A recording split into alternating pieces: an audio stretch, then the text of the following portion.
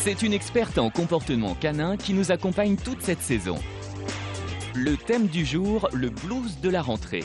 Comme nous, nos amis aussi ont parfois du mal à reprendre leurs habitudes au retour des vacances. Il est vrai qu'après des semaines passées ensemble, la séparation peut sembler difficile.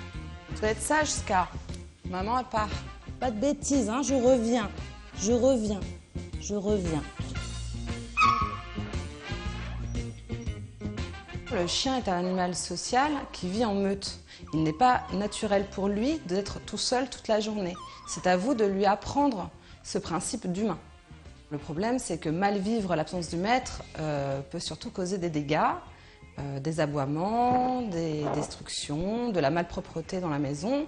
Tout ceci sont des manifestations de stress et montrent que le chien a des vraies crises d'anxiété.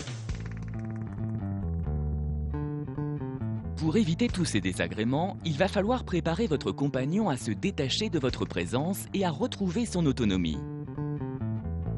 Quand vous êtes là, ne soyez pas tout le temps à disposition de votre chien. Quand il demande des câlins en vous léchant, grattant, on enlève simplement ses mains, on tourne les jambes et on se détourne. On ne repousse pas le chien, on lui montre juste que nous ne sommes pas à sa disposition sur le moment. Autre exercice pour lui apprendre le détachement, l'habituer à rester dans son panier. Viens, viens voir. Avec une gourmandise, emmenez votre chien au panier. Demandez-lui de s'asseoir. Assis, c'est bien. Pas bouger. Tentez avec un pas. Si le chien reste, revenez, dites-lui, c'est bien. Pas bouger. Vous vérifiez ainsi que votre chien bouge ou pas. Reste maintenant à gérer votre départ de la maison.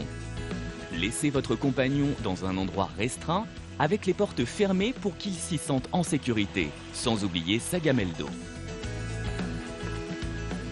Pour l'aider à compenser votre absence, on peut lui laisser la radio, la télé, des bruits ambiants et surtout lui laisser un jouet dans lequel on va pouvoir mettre une nourriture assez crémeuse pour pouvoir l'étaler dedans. Ce jouet est plus intéressant qu'un autre puisque le chien va essayer de manger la nourriture qu'il y a dedans. Cela va l'occuper à peu près 3 à 4 heures, contrairement à une balle qui au bout de 5 minutes devient inutile puisqu'il n'y a personne pour la lancer.